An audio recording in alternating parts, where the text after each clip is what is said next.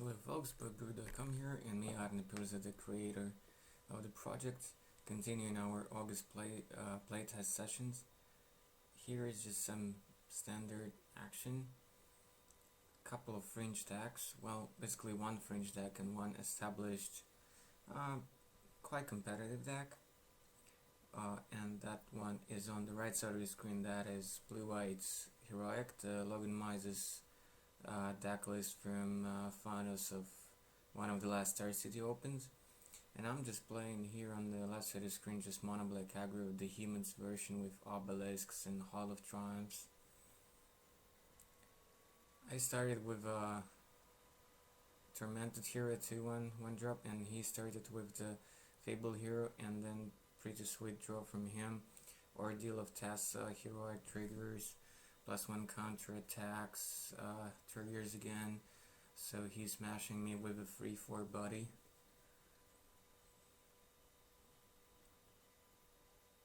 That's a bit sad here.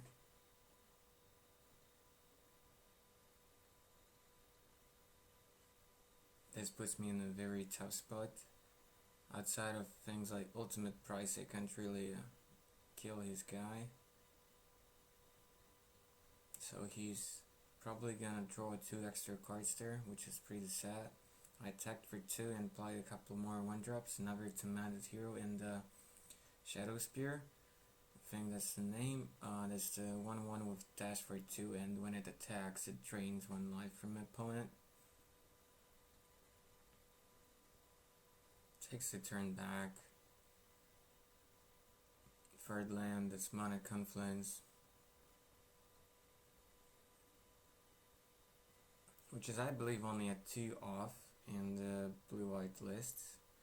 No need to punish yourself that much because there is no green for Dramoka's Command, which is actually quite good right now in the format, but it prevented the blue-white deck from being more explosive and more consistent. So he attacked for 4 there, drawing a couple extra cards from the Ordeal. He's reading the text on the Shadow Spear.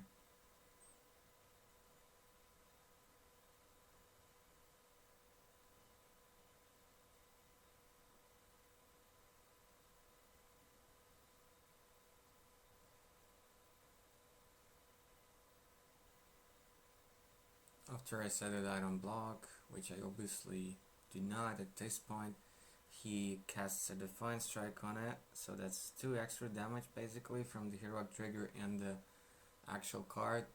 Draws from the strike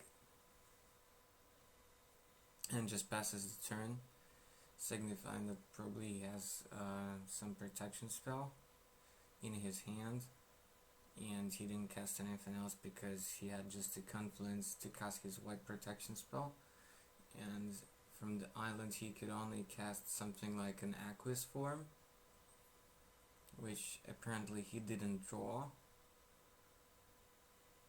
I'm down to 11, he's at 18, but with no blockers, and I'm smashing in for 6 here. So my only option is to try to raise here, which is a pretty hard task again against a deck which can make gigantic monsters.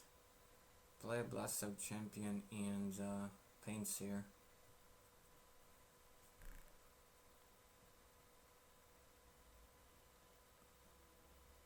Which is still probably not enough.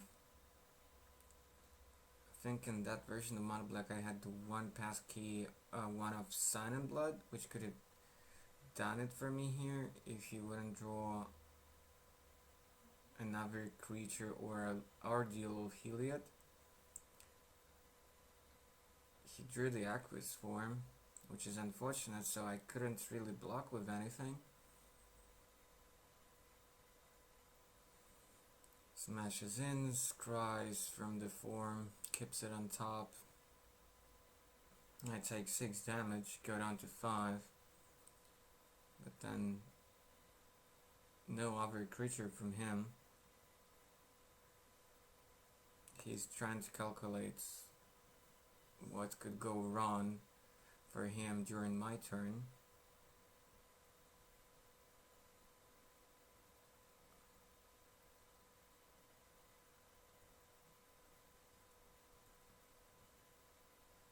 he definitely has the protection spells because he was telegraphing it so hard.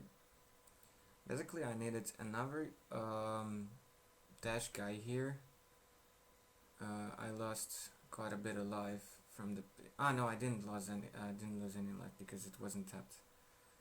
I was a bit nervous about this game because it went very tight. I had 10 damage on the board, and I needed only 2 to finish him off. That's 1 Sign in Blood, that's 2 Hall of Triumphs, that is 3 more of those 1-drop shadow creatures. And in order to survive this turn, I would have like, I needed to keep a blocker and have a removal. But I think he had like double God's Willing, so that's about it. I could have kept a blocker and kept Bile Blight up, so that when he attacks, he makes his guy pro-black, so that none of my guys can block it. The next, my next draw was the Morph guy. That's 4 more outs in this situation. That's the Morph. Then when you reveal a black card, it unmorphs and the opponent loses 2 life. So that's 4 more outs for me in that game, which is pretty impressive actually.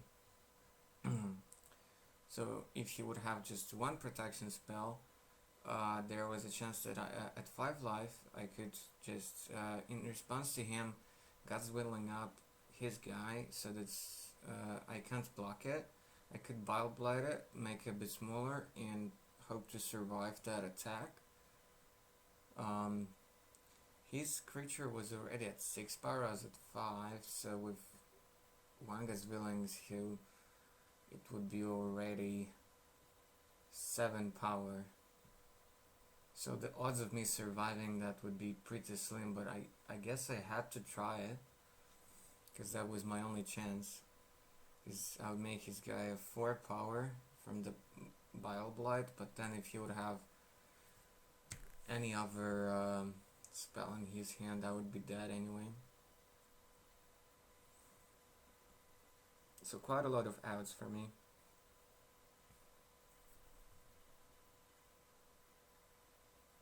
It's a top deck, and I top deck the pesky 1 for Death Touch. Which I haven't been super impressed with in that deck, because apart from this video with Monoblack Aggro against Blue Eye Heroic, I also crash tested against Jeskai Tempo, and I think it was one of the worst cards in my deck. On the other hand, it's the nature of the matchups. If I would be playing against some green decks, then maybe that creature would have been much better because of Death Touch and the sizable body. Then no. You also need a blocker or some removal for it ASAP, because if it connects in my deck, it's actually gonna deal a lot of extra damage because of all the creatures that's gonna die from my side early on. So we're shuffling for game 2 here, as you may see.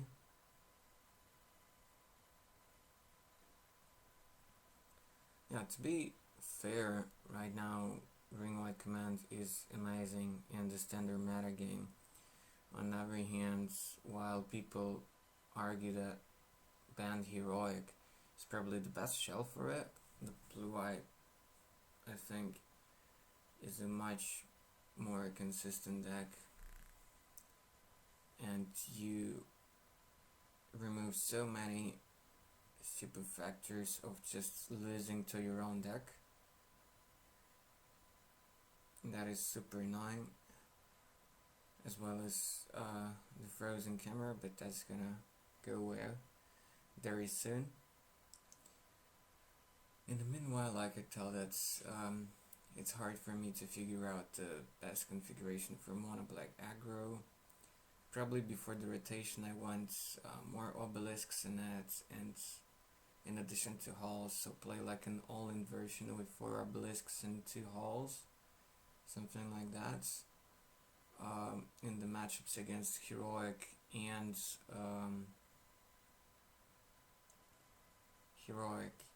Jeskai Tempo, I didn't really see the need for that Sun and Blood.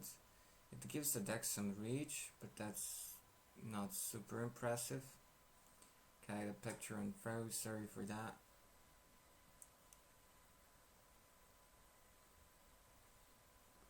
So I don't know. I'm actually quite looking forward to be playing, if not Black-White Warriors after rotation, but maybe Green-Black Elves. Because I think those two decks in the first weeks of the new standard after Battle for Zendikar would have been decent contenders. So we both started with a 1-drop, but because mine was a 1-1, I couldn't really attack into his 1-2.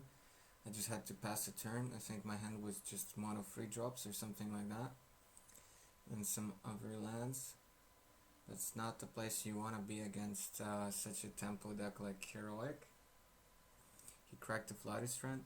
So yeah, my hand was mono 3-drops basically, which is pretty sad considering how many 1-drops and some 2-drops I have in my deck. But I do have a lot of 3-drops, maybe a bit too much. So his usual start, Fable Hoplite into Ordeal of Tessa, Reckoning for free, probably drawing extra cards next turn.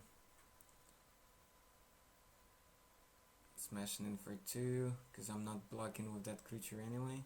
For 2, because the creature drains for 1 when it attacks, while only being a 1-1 itself. Because I had the one for Death Toucher in my hand, I think it's okay to play it here to force him to have a protection spell. I'm not sure. I think I had it in my hand, but maybe not. If I didn't, then it's alright to play the Mardu Strike Looter here and try to race. I think I had the Mogus' Marauder in my hand at least, so I could push in like quite a lot of damage, but Ordeal of Tessa was like, yeah, super duper annoying. You see me throwing my hands in frustration. Like, come on, that's just insanity. So he's up to 27, he's smashing in for a gazillion, drawing 2 extra cards. Probably with a protection spell up. Now I'm really not sure how I could ever raise this. I would need to have a bunch of removal and him not having protection spells or something like this. So I smash in for 5, get a 2-1 warrior token. 3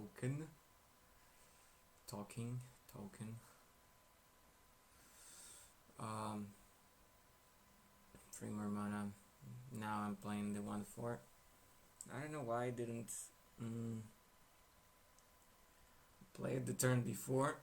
Maybe I was super sure that he had a protection spell, but this way I got some value early. And now he would need to have a protection spell anyways as well, in order not to trade with my guy.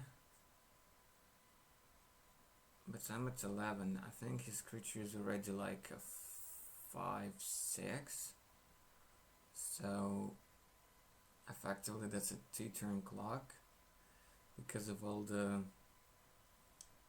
spells he can target it. That's not fun at all, obviously.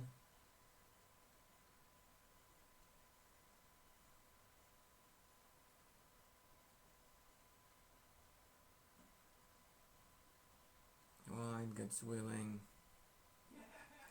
to protect his guy and pump it up, so there's just a 2-turn clock.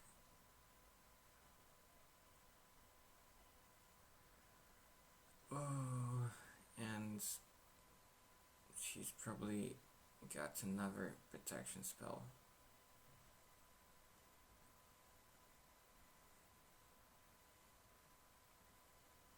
Take 6, got on the 5 or 4. What?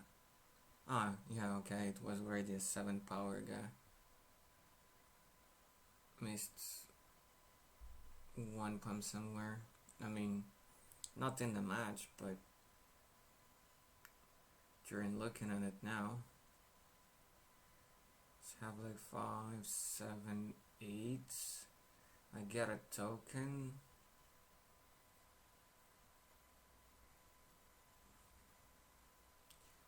But I'm not racing that crazily, so I probably don't need to attack with the Death Toucher. I dash in another Strike Leader, so that is 10 damage and 2 tokens. So actually, if I did this way, maybe I should have attacked with 1/4, I don't know. Wait, 1 protection spell and he gets me. So the ordeal of Heliod was pretty annoying here. It gained him 10 lives, so he would have been virtually at 2. But my attack would just put him down to 1 here, even if I would attack. But now a second ordeal of Heliod.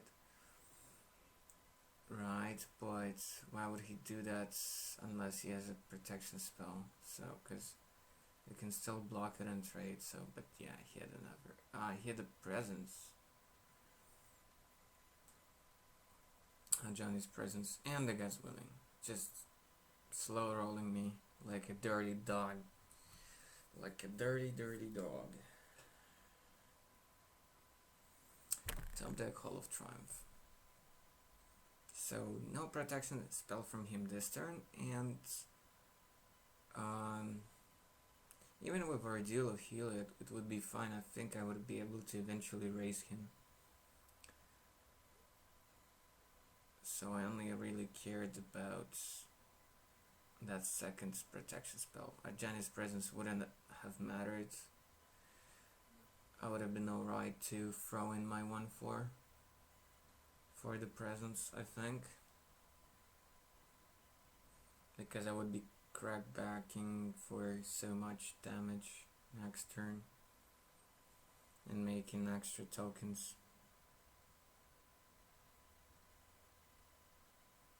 Oh well.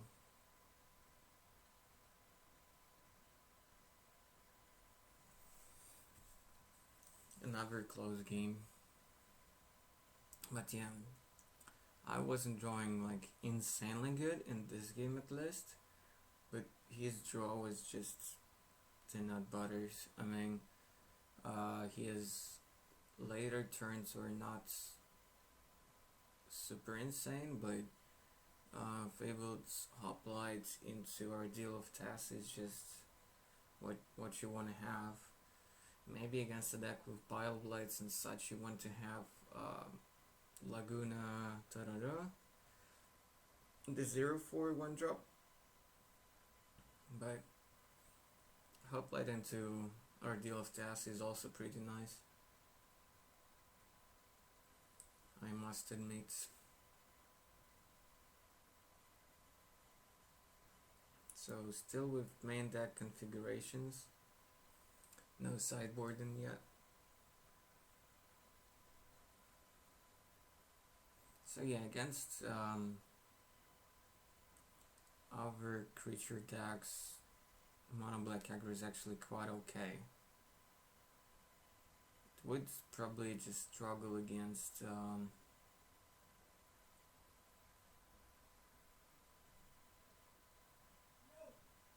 more mid-range decks with less creatures and more interaction.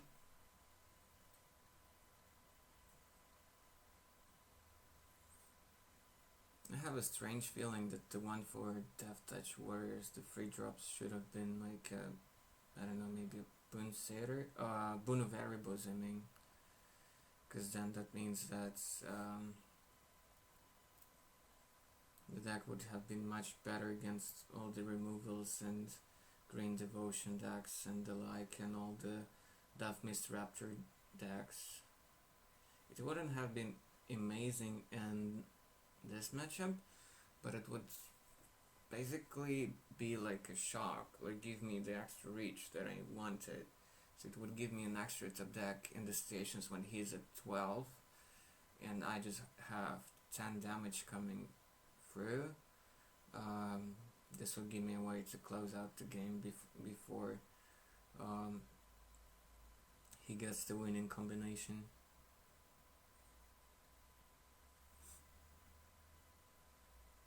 So yeah, in this matchup and in the matchup against Jessica Tampa, which would be coming up probably right before this video or right after it. So, no, probably right after it, but it was actually recorded after this match. Anyways, the 1-4 wasn't really impressive. Maybe after rotation it would do more work. So I started with just a Terminated hero. He cracked a Flooded Strand on turn 1, grabbing up lanes, and then we shall see.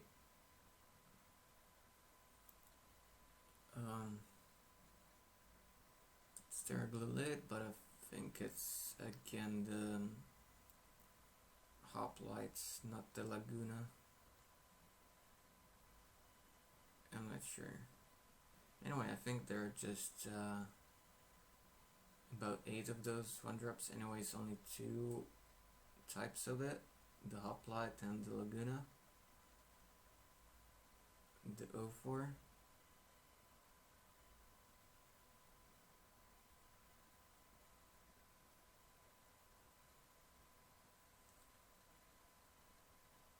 We shall see. If I'm attacking here, that means probably that he had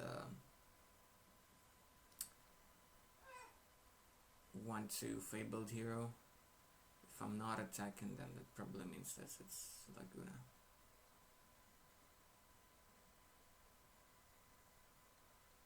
I don't know why I'm tanking here for so long. Oh yeah, it's Laguna. Now we can see it. So nothing happens here. I was trying to basically telegraph him a Boon of Erebus, which often got him off guard, but he doesn't know this list. So I just played a 1-1 Death Toucher, but he had Aquas for him, so basically blanking all my effort, and I'm stuck in 1 land, so which is pretty annoying. I'm just in frustration checking jokingly my top deck and thinking whether I could do anything at all in this game. Just some pump would be okay, a protection spell would be okay. That would mean that he would need a protection spell every single turn because I would have a 1-1 Death Toucher. So I did draw a second land, which is a pain here. I did attack with the Death Toucher because Aqua's form blanks all those plans. He has a 3rd land. He probably wants to keep 1 mana up in case of some removal.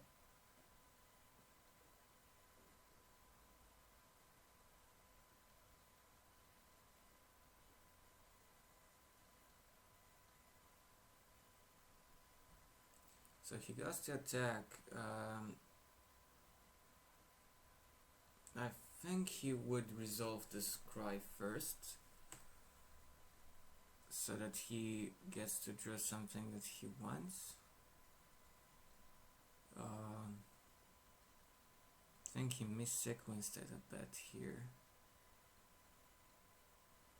or just forgot about the scry trigger. I don't know.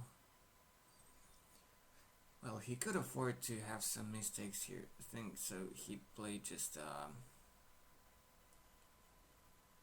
Fable here. Yeah, we were actually recording in the cafeteria, so you can enjoy this kind of disco tech. So that's the way how diners in our country let customers know that, like, yeah, we're about to close up soon, like in half an hour or so. So played a bunch of 1-drops, trying to race here. I would have really enjoyed a removal spell here because he was kinda tapped out. He only had one blue up. That can't mean a protection spell or anything.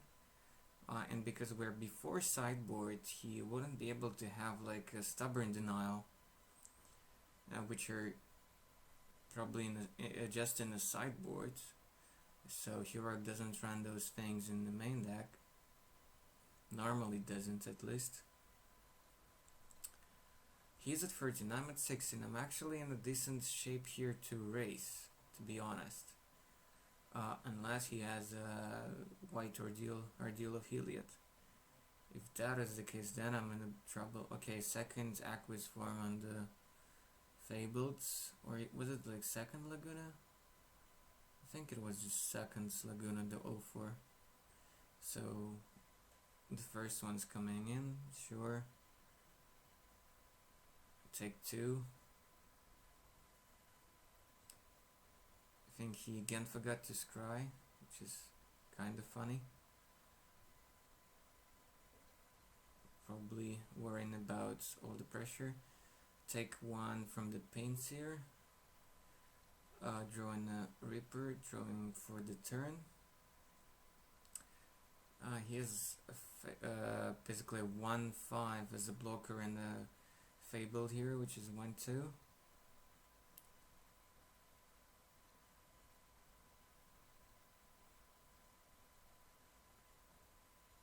Has technically 2 mana up.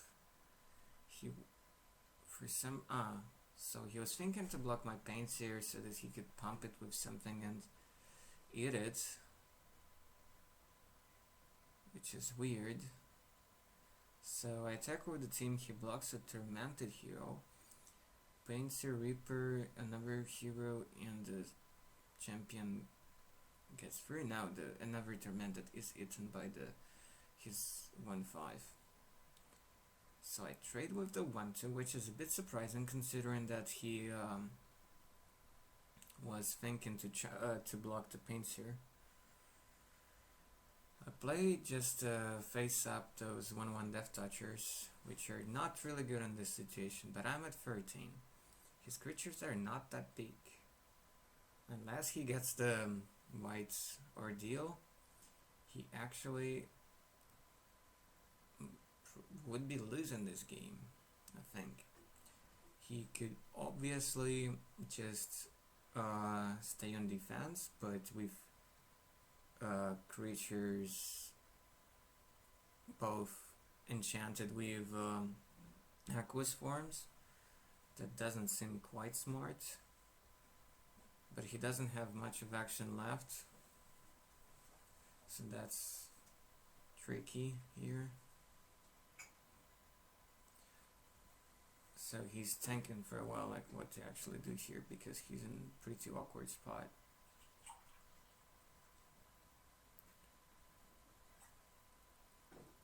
Yeah. So decides to actually cast a Divine Strike on one of the 1/4s just to cycle and see what's coming up, and just to see what his options are.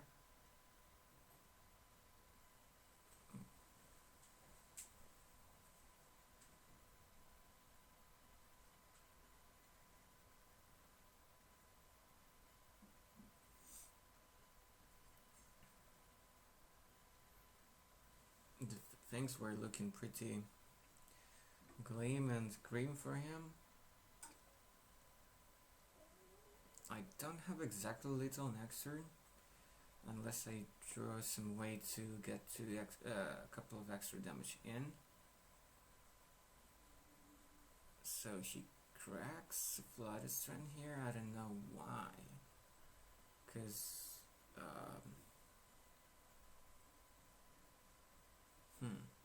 I know. So yeah, before passing the turn, he plays the Hero of Arrows with 2 mana Confluences up, which is pretty tricky here. I get my 3rd land and Amogus' Marauder for the killing shot. So yeah, Blue-White Heroic would not always have insane draws, sometimes it would be just average. Jamalka's commands could have been pretty crazy in this game. So we're moving on to sideboards, and my sideboard is quite bananas. Couple of Farrakis Cure for its Bile Blight, couple of Murderous Cuts, full 4 of Self-Inflicted Wounds, which are amazing against him.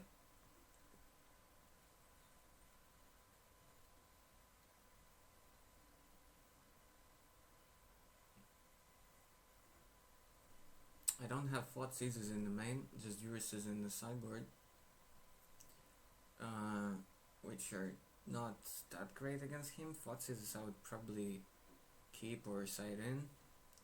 I decide to take out 1 force because they're never gonna block. Take out Sun and Blood, take out all the pumps for my team because he doesn't have Drown and Sort of Languishes, Anger of the Gods, nothing of that. So those are extra slots. I would much rather have extra removals in those slots after sideboarding against him. So I take out all the 1/4 Death Touchers, they're so slow, and apparently they're cursed and they're never gonna stop his guys from attacking. He would always have an Aqueous Former protection spell or a Johnny's Presence or something like that. So apparently that's the way it is, always for those guys. Take out 1 Pain Seer because it's not that great in this matchup. It's a kinda expensive attacker. The card advantage is good, but it's mostly about tempo here, and not like about grinding out games or matches. So on to game 4 after sideboarding.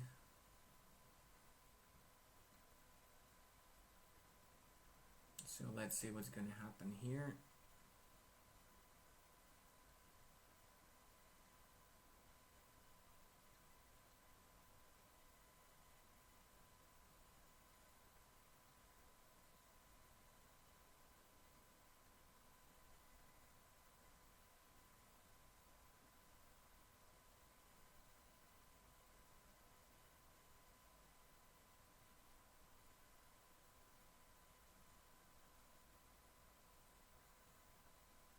No, the camera still doesn't catch his sideboarding, but we can probably guess it.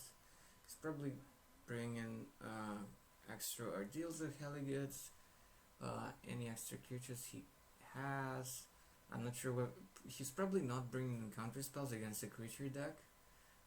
It's just to counter my removals, for which he would always just have protection spells or indestructible spells, things like that. So I don't think it's good.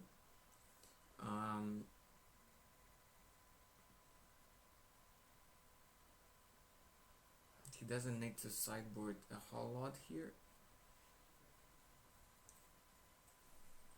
So probably cutting some number of Divine Strikes and maybe 1 or 2 one-offs of some creatures. Probably not the 1-drops. Maybe 1 or 2 Hero Veras, I don't know. So he started with a Temple, I had a Bloodsoaked Champion, turn 2. It's the Hero Veras, which would be amazing to Farrakis Cure here. That's exactly what happens. I gain a couple of extra life and he takes 2 damage. Somebody might think that Farrakis Cure would be kind of awkward, but he has to tap out against me quite a lot. He cannot really wait because giving me extra time means that I could have a better chance at racing him. So he cannot really like wait a turn and have more untapped mana to protect his guys or pump them, so he has to play them all the time and just hope I don't have a removal Seeker of the way. It's pretty good here, but I do have a removal in hand, I think, so I'm offering a trade here, which he obviously doesn't take. I cast a Tormented here and the Reaper. Now a pump doesn't help him because I have a Death Toucher in play. He's at 15, I'm at 22. Kind of feeling great about this game, the way it's shaping up. As you can see, he does have another Deal of Test in his hand, and he's probably casting it here.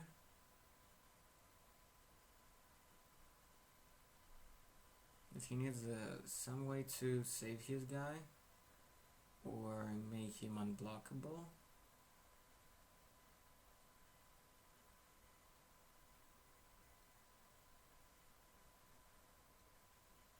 Tapping up 3 and what is it? Oh yeah, he cast a Monastery Mentor, which is kind of funny here. So 1 mana up. He's probably got a protection spell here. It's funny because if I would cast a Bile Blight on either of his guys, a Jenny's Presence wouldn't help, but he does have a God's Willing. I'm attacking with the team. I'm not afraid to recast the champions.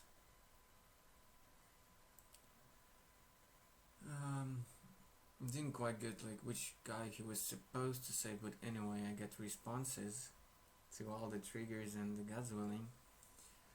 Farrak's Cure on the Seeker. He does get a Monk token.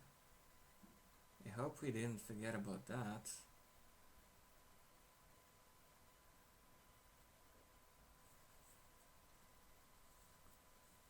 I'm still trying to crack in for 5 damage. I suppose he should just hit the Reaper with the Monk token.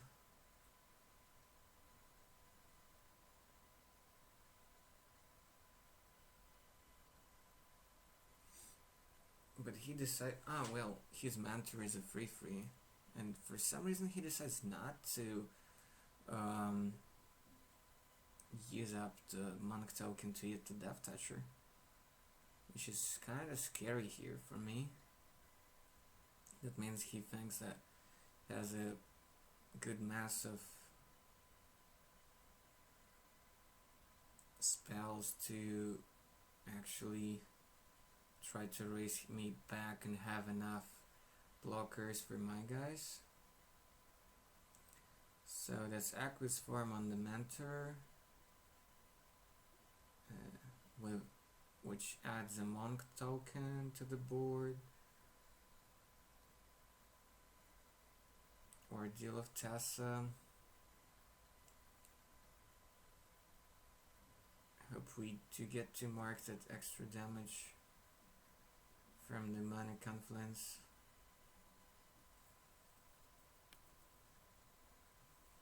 No, we don't. I hope we remember it at least after that attack.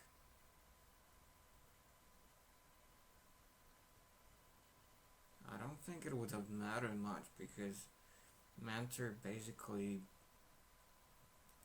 made this game solidly into his favor.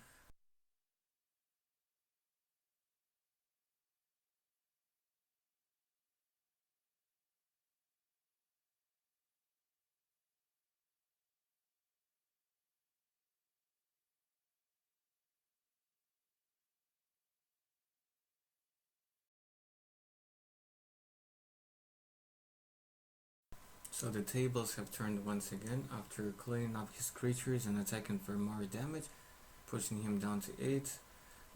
Things looked again amazing for me. I'm just quickly untapping, attacking for 3 more, playing a couple more guys, and I even have an ultimate price in hand for his next guy. He just has 1 guy, but that's not enough. So thanks for watching, guys. Don't forget to subscribe or check our other videos on the channel. I'll see you next time. Bye.